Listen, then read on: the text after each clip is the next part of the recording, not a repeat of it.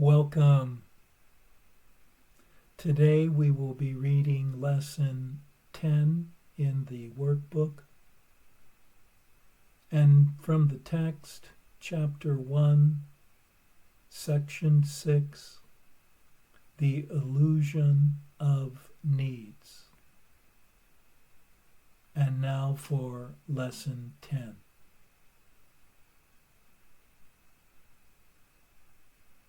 My thoughts do not mean anything. This idea applies to all the thoughts of which you are aware, or become aware in the practice periods. The reason the idea is applicable to all of them is that they are not your real thoughts. We have made this distinction before and will do so again. You have no basis for comparison as yet. When you do, you will have no doubt that what you once believed were your thoughts did not mean anything. This is the second time we have used this kind of idea. The form is only slightly different. This time the idea is introduced with my thoughts instead of these thoughts, and no link is made overtly with the things around you. The emphasis is now on the lack of reality of what you think you think. This aspect of the correction process began with the idea that the thoughts of which you are aware are meaningless, outside rather than within, and then stressed their past rather than their present status. Now we are emphasizing that the presence of these thoughts means that you are not thinking.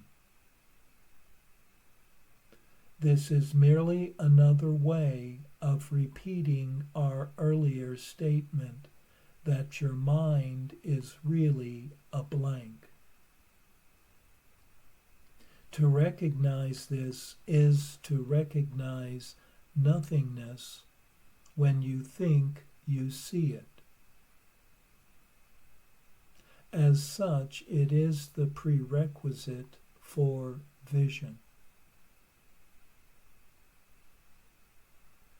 Close your eyes for these exercises and introduce them by repeating the idea for today quite slowly to yourself.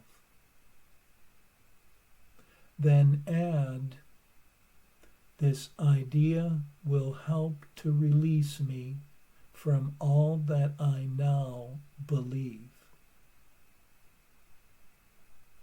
The exercises consist, as before, in searching your mind for all the thoughts that are available to you, without selection or judgment. Try to avoid classification of any kind. In fact, if you find it helpful to do so, you might imagine that you are watching an oddly assorted procession going by, which has little, if any, personal meaning to you. As each one crosses your mind, say, My thought about blank does not mean anything. My thought about blank does not mean anything. Today's thought can obviously serve for any thought that distresses you at any time. In addition, 5 practice periods are recommended, each involving no more than a minute or so of mind searching. It is not recommended that this time period be extended, and it should be reduced to half a minute or less if you experience discomfort. Remember, however, to repeat the idea slowly before applying it specifically, and also to add, "This idea will help to release me from all that I now believe."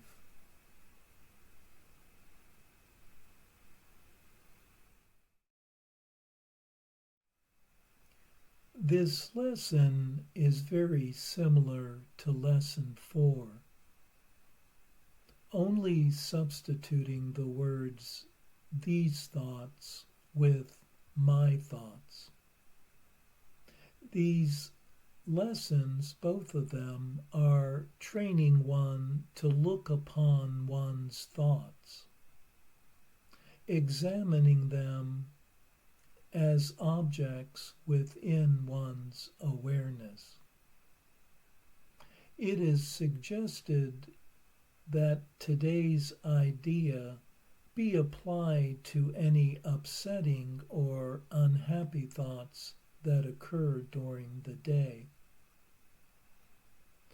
By the questioning of the meaningfulness of the upsetting thought, one is in fact suspending judgment,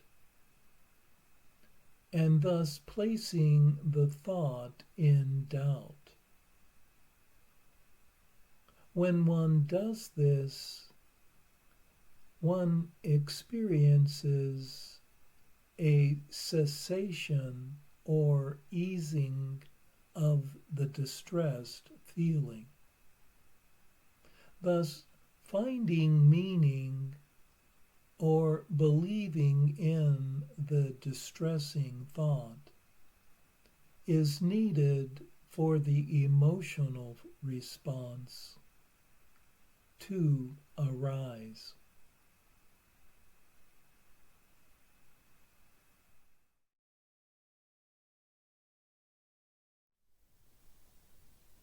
And now for our text reading for today, from Chapter 1, Section 6, The Illusion of Needs.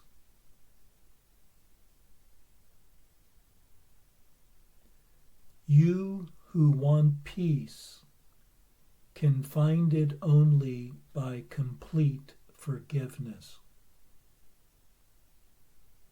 No learning is acquired by anyone unless he wants to learn it and believes in some way that he needs it. While lack does not exist in the creation of God, it is very apparent in what you have made. It is, in fact, the essential difference between them. Lack implies that you would be better off in a state somehow different from the one you are in. Until the separation, which is the meaning of the fall. Nothing was lacking. There were no needs at all. Needs arise only when you deprive yourself. You act according to the particular order of needs you establish. This in turn depends on your perception of what you are.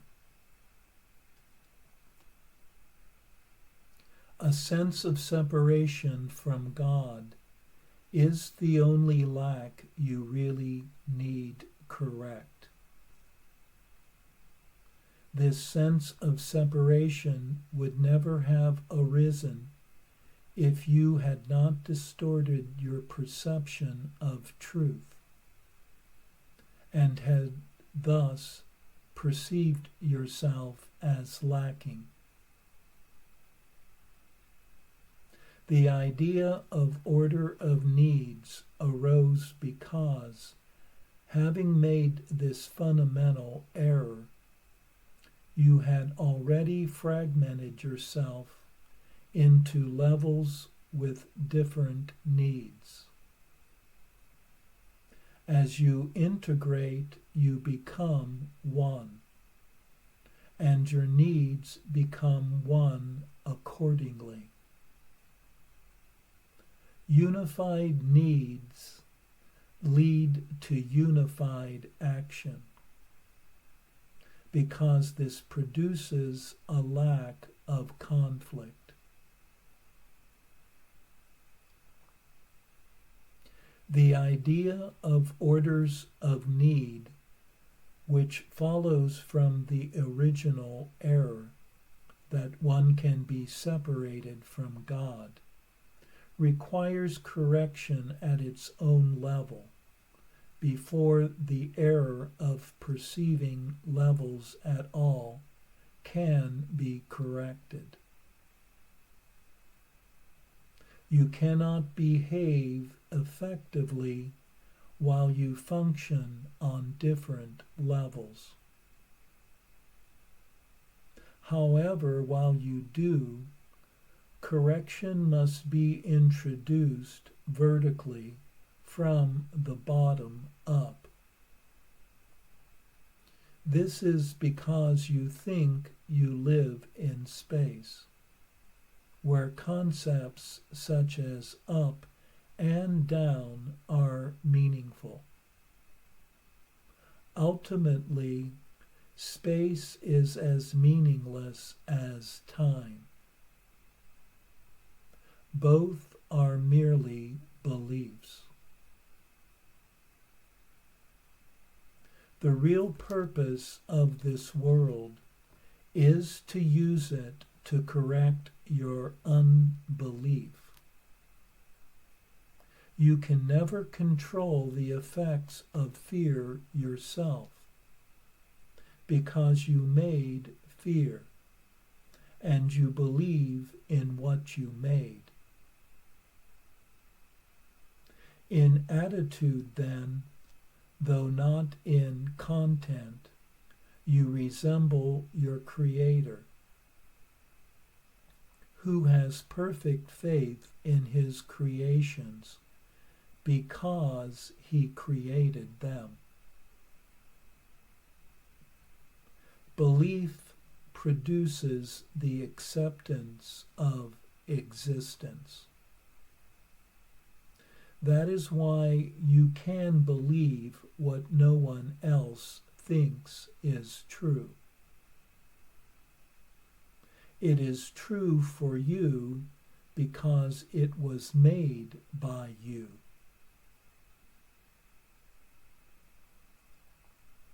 All aspects of fear are untrue,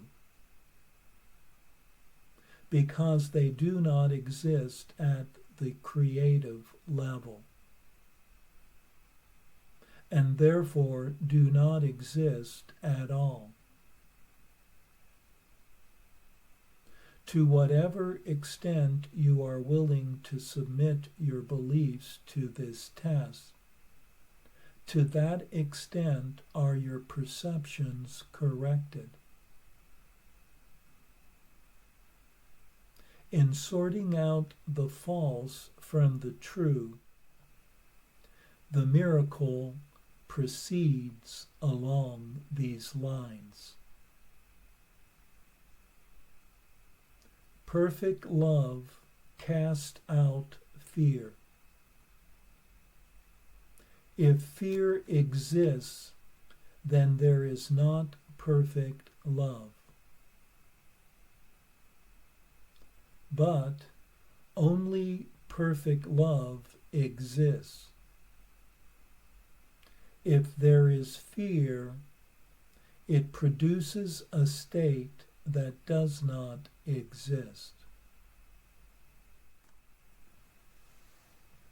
Believe this and you will be free. Only God can establish this solution, and this faith is His gift.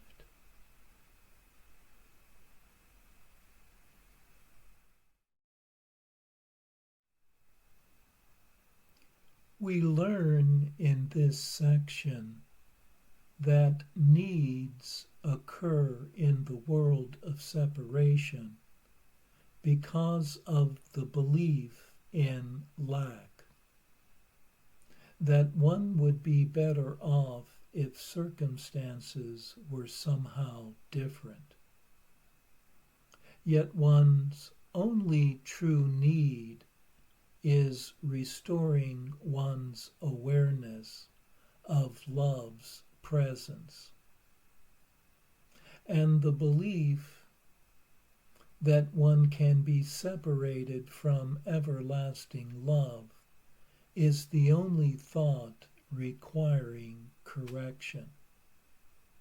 Needs came originally into existence only after the separation, along with orders of need. For one had fragmented oneself into levels with varying degrees. The purpose of the world is to undo one's lack of faith or the belief in fear. It is in the recognition that perfect love casts out all fear, that the unreality of fear is revealed. For fear is but an appearance of a non-existent state, and miracles of love are based on this understanding.